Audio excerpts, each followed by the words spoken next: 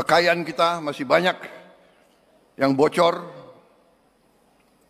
Saya mengajak kita semua bersatu. Saya disumpah di depan perwakilan rakyat, di depan rakyat Indonesia, dan di hadapan Tuhan yang Maha Besar. Saya disumpah, saya bersama saudara Wakil Presiden disumpah untuk menjalankan Undang-Undang Dasar dan untuk menjalankan undang-undang. Jadi kalau ada pelanggaran hukum, ya tidak ada pilihan lain, saya harus tegakkan hukum. Saudara-saudara. Jadi saya menghimbau, menyampaikan kepada semua unsur, istilahnya yang pernah menyimpang, kembalilah ke jalan yang benar, jalan yang lurus. Kalau pidato Prabowo luar biasa ya. Cuma when we turn into reality, ya kadang-kadang hopeless juga. Jadi dia bilang kalau ada pelanggaran apa boleh buat, saya harus tegakkan. Saya khawatir jangan-jangan dia berpikir pelanggaran itu yang dilakukan oleh orang lain. Tapi kalau pelanggaran itu dilakukan oleh dirinya sendiri, maka boleh atau bebas. Mudah-mudahan tidak demikian. Ini mohon maaf ya. Kita harus ingatkan pemimpin. Kadang-kadang pemimpin gampang sekali menunjuk orang lain, tetapi dirinya sendiri dia tidak aware kalau sudah melakukan kesalahan. Apa kesalahannya? Ya saya tunjuk Mayor Teddy itu sebuah kesalahan. Sampai sekarang saya tidak bisa membenarkan bahwa ditunjuk sebagai sekretaris kabinet untuk mengelabui dibilang eselon 2, tapi rasa menteri kemana-mana diperkenalkan sebagai sekretaris kabinet.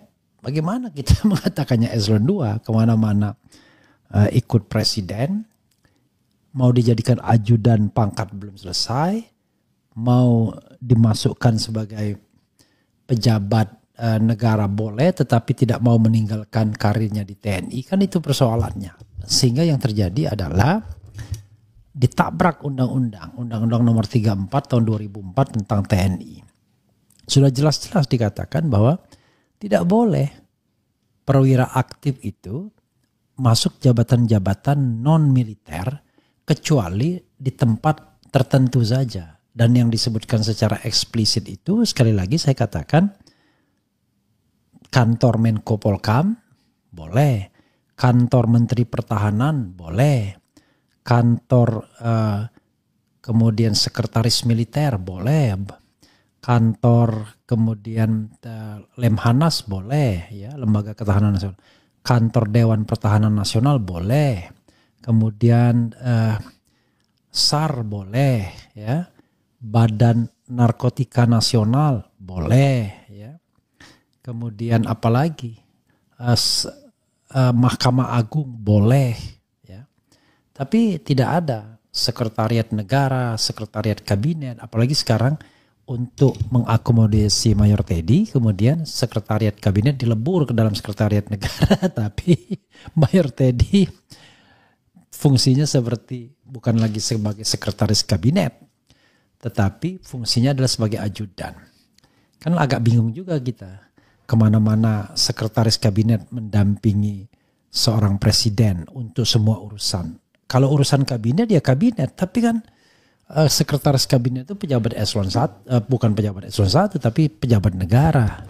Ya tapi sudahlah. Jadi kalau kita bicara tentang melanggar hukum, susah kalau misalnya itu pelanggaran yang dirinya sendiri, ya. Di HUT Golkar, Prabowo tegaskan tak ampuni kadernya yang korupsi. Saya yang pertama akan menindak. Nanti kita akan dengarkan suaranya, ya. Presiden Prabowo Subianto menegaskan tak akan melindungi kadernya jika ada yang melakukan korupsi.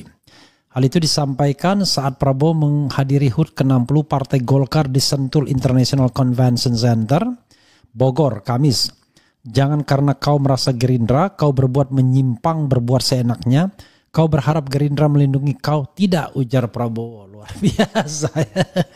Sekarang bro, pembicaraan bisnis itu sekarang sudah mulai harus melibatkan Gerindra ya sebagai partai penguasa.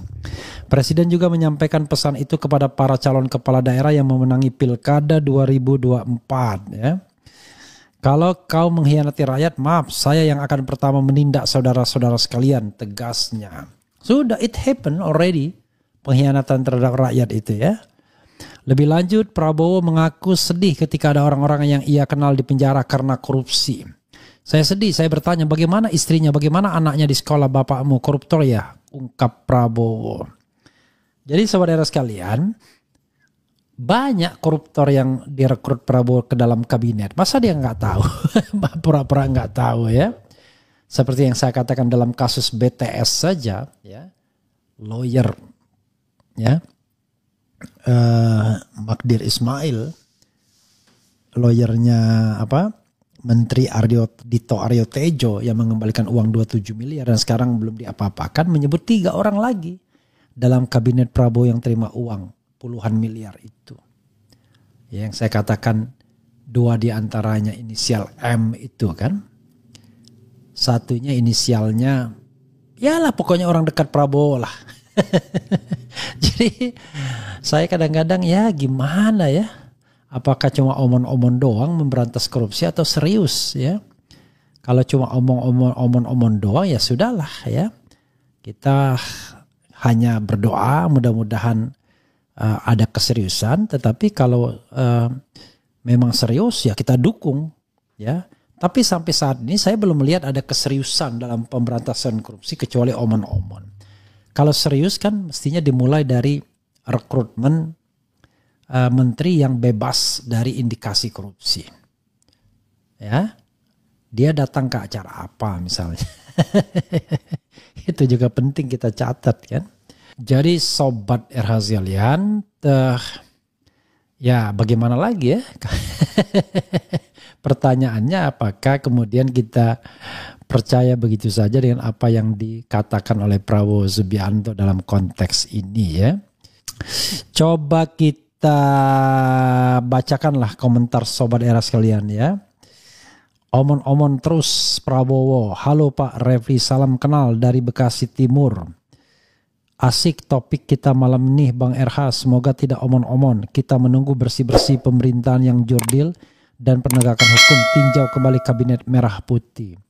Saya kadang-kadang gimana ya kalau orang misalnya bilang, wah saya cinta NKRI, cinta merah putih, hatinya merah putih. Tapi at the same time dia tidak menunjukkan bahwa dia merah putih.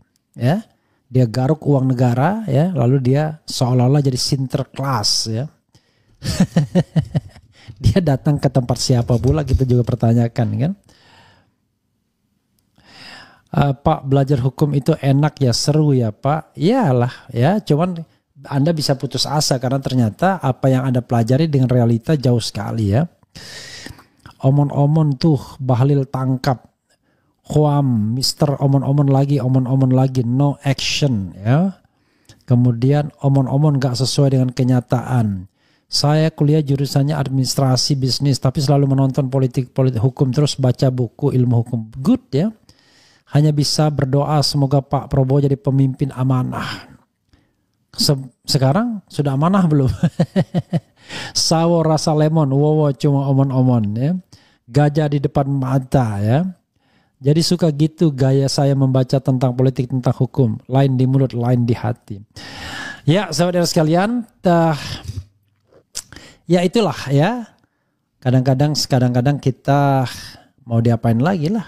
Begitulah bunyinya ya. Begitulah omon-omonnya. Ingin yang namanya apa memberantas korupsi, tetapi belum ada action yang apa ya yang bisa kita catat ya.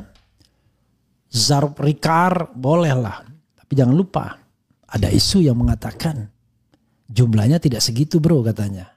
I don't know exactly ya.